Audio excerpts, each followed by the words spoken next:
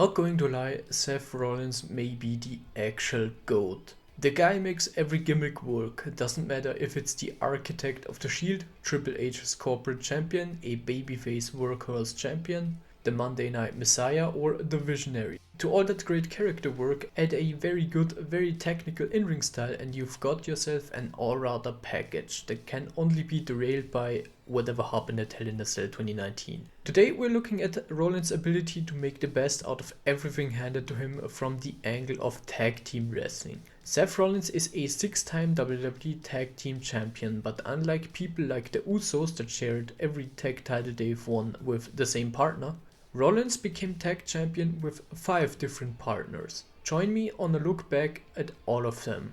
So let's turn the clock back to May 2013. Sierra Hotel, India, Echo, Lima, Delta, Shield. The Shield is at the peak of their power. They destroy everything and everyone in their way. 2 superstars that just happen to get in their way are Daniel Bryan and Kane. Team Hell No.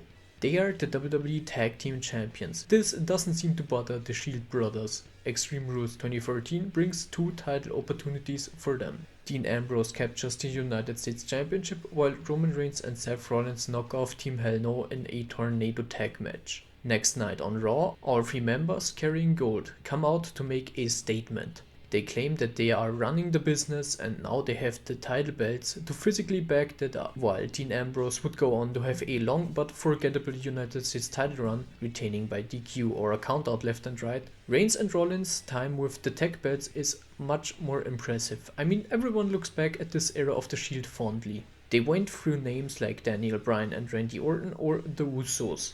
The way the reign came to an end is also very interesting.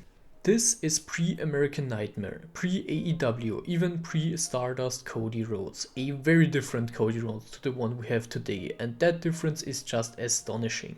The story they told back then evolved around the Rhodes family, Dusty, Dustin / Goldust, and Cody. Cody briefly got kayfabe fired because of the issues with Triple H, but his brother and father did their best to reinstate Cody, and at Battleground 2014, the Rhodes brothers had to beat the Shield, or both of them as well as Dusty would have been fired. An absolutely electric crowd witnessed the Rhodes beating the Shield. And this was a big deal. The Shield was very protected back then. However, the match wasn't for the title. An actual title match came together on Raw, and after the Big Show turned face for the 420th time, the tag championship was on Cody Rhodes and Dustin Rhodes. A very sweet story. Another sweet story coming up, the Shield reunion in 2017. This version of Seth Rollins is referred to as Burn It Down Rollins, as this was the period they started to use the phrase in his entrance. Both Rollins and Ambrose individually had problems with The Miz. Seth was laid out in the ring and The Miz with his lackeys started to surround it, only for Dean Ambrose to make the save. WWE just teased a Shield comeback, but it wasn't that easy. A heated promo showed that Dean's wounds haven't healed.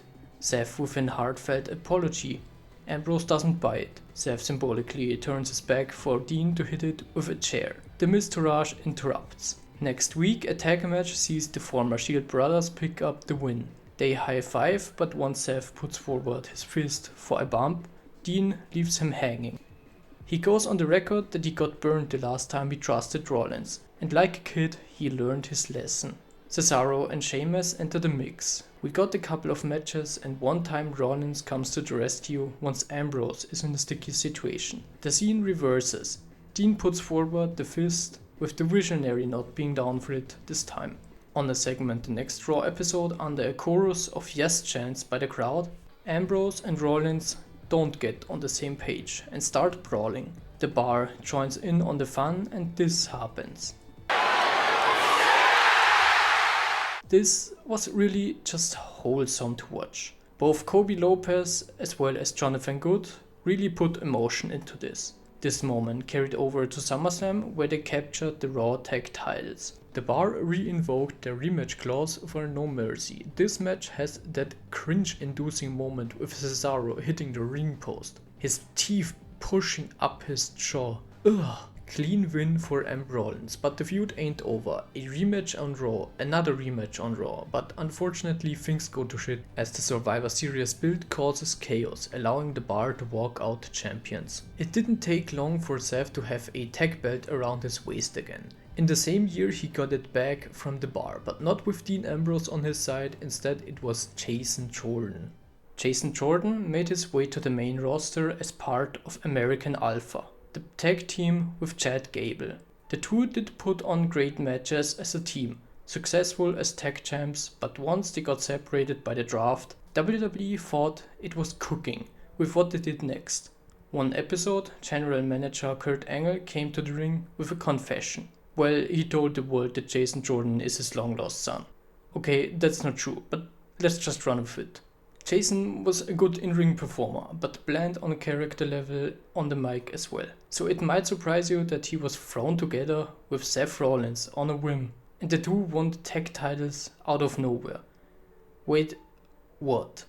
Seth and Jordan had nothing to do with each other on screen, but all of a sudden they are like wrestling soulmates and work together better than established teams, better than the current champs? This was just so weird.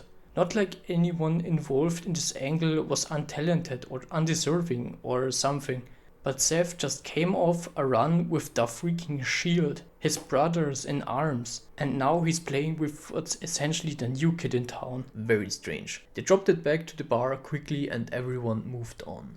If there's one thing you should know about Seth Rollins, it's the guy likes to be double champion.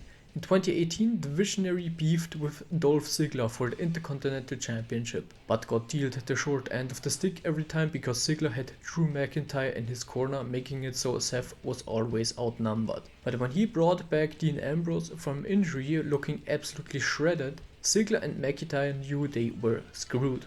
The Intercontinental strap went back to Rollins, so Ziggler and McIntyre opted for the tag titles, but no, not with the Shield. One clapping later, the Shield held Team Gold again, but this Raw episode had no happy ending for the Shield in mind. Earlier in the night, Roman Reigns had to relinquish his Universal title due to leukemia, and mere seconds after scoring the tag titles, Ambrose turned heel on Rollins. 2 weeks later, Authors of Pain grabbed the championship in a 2-on-1 handicap against just Rollins.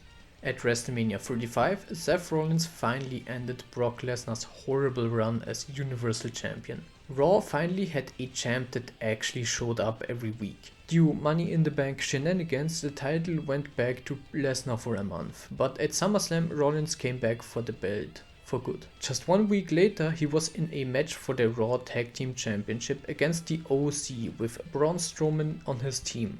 The two emerged victorious, and just like that, Rollins was a double champion again. Something very interesting then happened at the Clash of Champions pay-per-view. Theme of Clash of Champions is that every main roster title has to be defended. Dolph Ziggler and Robert Roode challenged for the tag titles, but more interesting, Braun Strowman challenged for the Universal title. So Rollins and Strowman had to fight together to start the night and each other to end the night. The story wrote itself. Of course one of them screwed up, costing them the titles to fuel the main event. So who is the final partner Seth held a tag championship with? None other than Buddy Murphy. Pre-pandemic 2020. This is Seth Rollins' Monday Night Messiah era, with a cult following of Murphy and the AOP. Title match against the Viking Raiders. Murphy distracts the ref, Rollins with the stomp, and the strap changes hands. The challengers that entered the fray were the Street Profits. They are unsuccessful at Super Showdown, but that's a Saudi show that's barely canon anyway, so they wait just a week longer to grab the titles on Raw. Chaos ensued. Kevin Owens ran in and dished out a stunner. Frog Splash and the to-date last tag team championship reign of Seth Rollins came to an end. The very faction Rollins built around himself became the very thing that cost him the championship, as they distracted the ref in the first place, so KO had an opportunity to hit the stunner. That's everything I have to say. Let me know what you think in the comments. You've been watching WW. The best things in wrestling.